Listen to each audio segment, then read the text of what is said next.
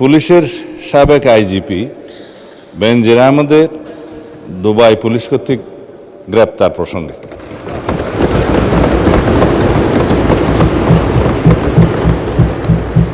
এ বিষয়ে আমি মহান জাতীয় সংসদকে অবহিত করছি যে বর্তমান সরকার দায়িত্ব গ্রহণের পর দুর্নীতি মামলায় অভিযুক্ত পুলিশের সাবেক আইজিপি বেনজির আহমেদকে গ্রেফতারের জন্য ইন্টারপোলের সাথে নিবিড়ভাবে কাজ করার জন্য নিয়োজিত পুলিশ হেডকোয়ার্টার্সের national central bureau NCB Dhaka কর্তৃক ইন্টারপোলে আবেদন করা হয়।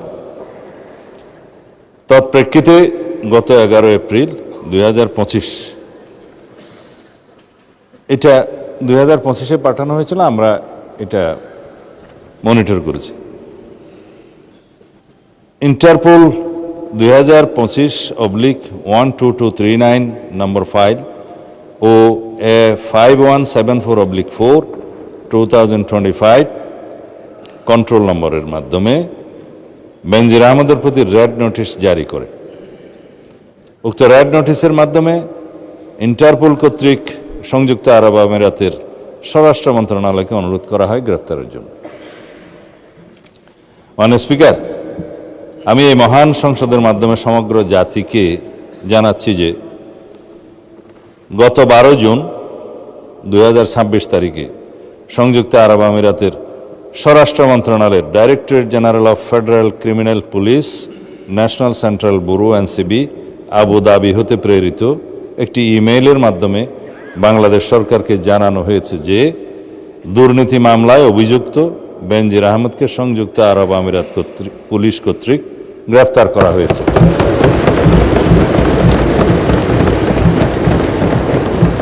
এবং তিনি বর্তমানে সেখানে আটক আছেন। মাননীয় স্পিকার, আমি এই মহান সংসদকে আরও অবহিত করছি যে এনসিবি আবুধাবি জানিয়েছে যে ইউএই ফেডারেল ল নম্বর 39/2006 অনুযায়ী গ্রেফতারের তারিখ হতে 30 দিনের মধ্যে কূটনৈতিক চ্যানেলের মাধ্যমে আনুষ্ঠানিক এক্সট্রাডিশন রিকোয়েস্ট প্রেরণ করতে হবে। উল্লেখ্য, বেনজির আহমেদের বিরুদ্ধে দণ্ডবিধির 420, 467, 468, 471 and 109 সেকশন এবং 1947-এর দুর্নীতি প্রতিরোধ আইনের সেকশন 5/2, 26(2) এবং 27(1) এবং বাংলাদেশ পাসপোর্ট অর্ডার 1973-এর 11 ধারার মানে সেকশন 11-এর মামলা বিচারাধীন রয়েছে। উক্ত বিষয়ে এনসিবি ঢাকা ইন্টারপোল চ্যানেলের মাধ্যমে রেড নোটিশ প্রকাশ, আন্তর্জাতিক সমন্বয়, বিদেশি কর্তৃপক্ষের সাথে যোগাযোগ এবং গ্রেফতার পরবর্তী ফলো আপ কার্যক্রম সম্পন্ন করেছে।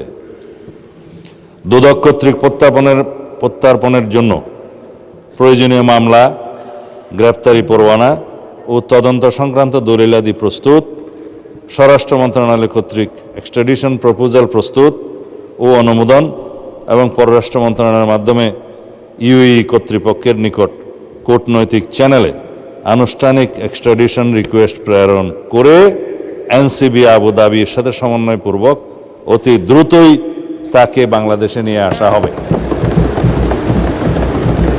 এটি বাংলাদেশ পুলিশের একটি ঐতিহাসিক সাফল্য। এর মাধ্যমে আমরা বিচারহীনতার সংস্কৃতি থেকে বের হয়ে আসতে সক্ষম হব ইনশাআল্লাহ। পাশাপাশি এর মাধ্যমে আমরা জাতিকে আশ্বস্ত করতে চাই যে অপরাধী যত শক্তিশালীই হোক না কেন, আইনের ঊর্ধ্বে কেউ নয়। এটি দেশে আইনের শাসন প্রতিষ্ঠা এবং বাংলাদেশের ইতিহাসে মাইল ফলক হয়ে থাকবে। মাননীয় স্পিকার, আপনাকে ধন্যবাদ।